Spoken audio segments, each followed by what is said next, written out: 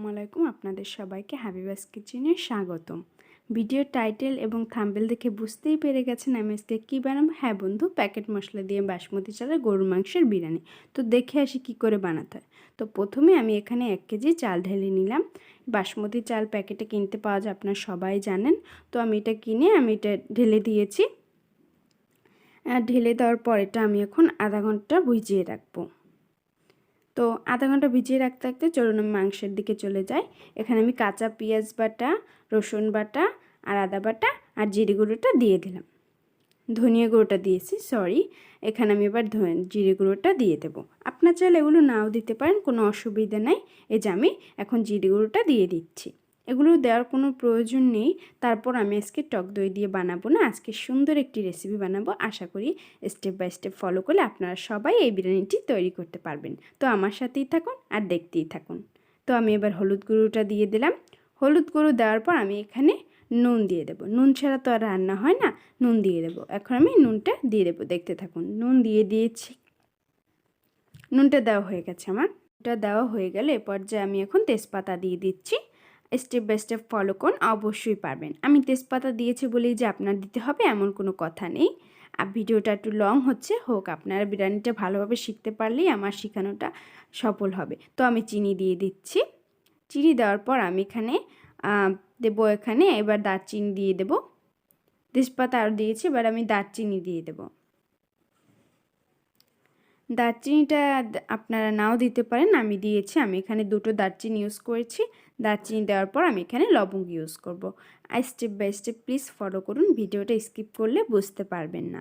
ভিডিওটা যাতে বুঝতে পারেন তার জন্য পুরো ভিডিওটাই আপনাদের দেখতে হবে। আর ভালো লাগে একটা লাইক করে দিবেন প্লিজ, আর সাবস্ক্রাইবও করে দিবেন।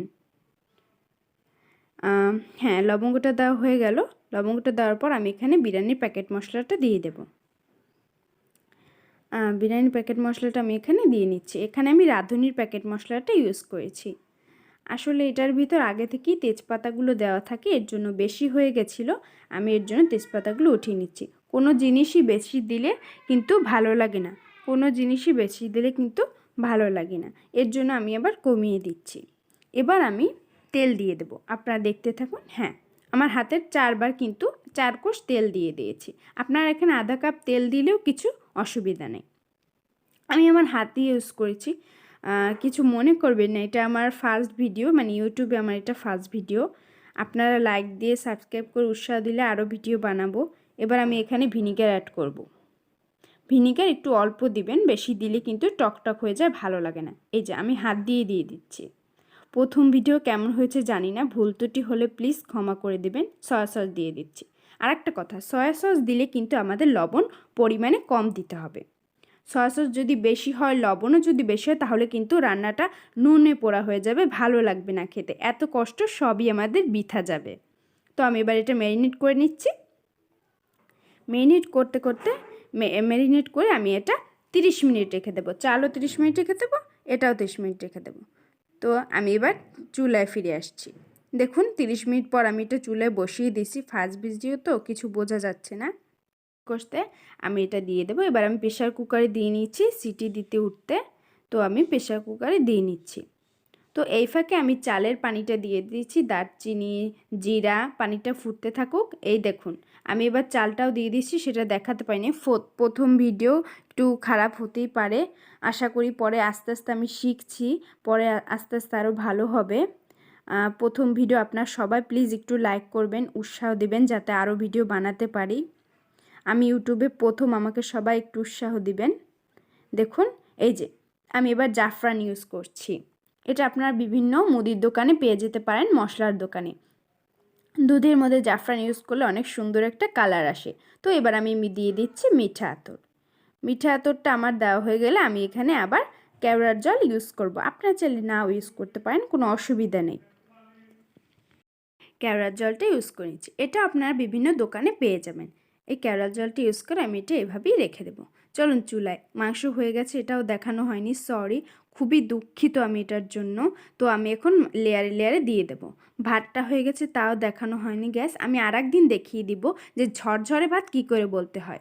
এবার আমি বলে দিচ্ছি, লেবুর ভিতর যদি একটু নুন লেবুর রস আর তেল দিলে কিন্তু চালটা ঝরঝর হয়। ওই যে দুধের মিশ্রণটা করে রেখেছি এইটা আমি দিয়ে দিচ্ছি। বারবার বলছি ক্ষমা করে দেবেন, আমার অনেকগুলোই ভুল হয়েছে, ইউটিউবে যেহেতু প্রথম বারবার বলছি। তো আমি এখন পেঁয়াজটা দিয়ে দিয়েছি। আল্লাহর যদি ইচ্ছা থাকে এবং আপনাদের যদি উৎসাহ থাকে নিশ্চয়ই আমাদের চ্যানেলটা আরও গ্রো করবে। যেহেতু এটা আমার ফার্স্ট ভিডিও, আমার চ্যানেলে আরও একটি ভিডিও আসবে, আপনারা দেখতে হলে সাবস্ক্রাইব করবেন চ্যানেলটি, প্লিজ লাইক দিয়ে একটু পাশে থাকবেন। তো আমি মাংসগুলো দিয়ে দিচ্ছি, আপনারা তো দেখতেই পাচ্ছেন আলু বোখারা, পেঁয়াজ বেরেস্তা এগুলো তো সবাই জানেন।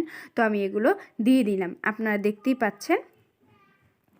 তো এটা দেওয়া হয়ে গেলে আমি আবার চালটা এখানে আবার দিয়ে দেবো। এই যে ভাতটা, সরি চাল না, ভাতটা আমি দিয়ে দেবো এখানে, এই উপরে আবার দিয়ে দেবো। ভাতটা উপরে দেওয়া হয়ে গেলে আমি আবার একইভাবে পেঁয়াজ বেরেস্তা, আলু বোখারা এগুলো দিয়ে নেব। আপনারা দেখতে থাকুন। এই যে ভাতটা দেখুন, আমার ভাতটা কিন্তু ঝরঝর হয়েছে। আমি প্রথম যে সময় রান্না করেছি ভাতটা কিন্তু ঝরঝরে হয়নি। এই ইউটিউব থেকেই জানতে পেরেছি যে লেবুর রস তেল দিয়ে হয়, সবাই ইউটিউবেই সার্চ দেয় তাই না। তো দেখুন ওই যে দুধের মিশ্রণটা আমি আবার উপরে দিয়ে নিচ্ছি। উপরে দেওয়ার পর আমি আবার ঠিক একইভাবে পেঁয়াজ বেরেস্তা দিয়ে নিচ্ছি। পেঁয়াজ বেরেস্তা তো দেওয়াই লাগে, আর আলু বোখারাও আপনি দোকানে পেয়ে যাবেন। তো দেখুন এই যে আলু বোখারা আমি আবার দিয়ে নিচ্ছি। আলু বোখারা দেওয়া হয়ে গেলে যেটুকু মাংস বেঁচে ছিল ওটুকু আমি এটার ভিতর ঢেলে দিয়েছি। ঢেলে দেওয়া হয়ে গেলে আমি এটা 1 ঘন্টার জন্য রেখে দেব।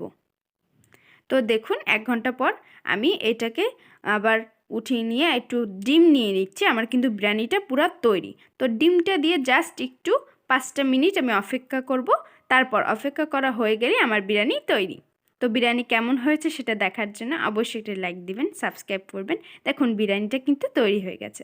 আমার বিরিয়ানিটা কিন্তু একদম তৈরি, আর আমার বিরিয়ানি কিন্তু ভাঙেনি। আর একটা কথা, ডিম কিন্তু চাইলে আপনি নাও দিতে পারেন, আমার ইচ্ছে হয়েছে আমি দিয়েছি।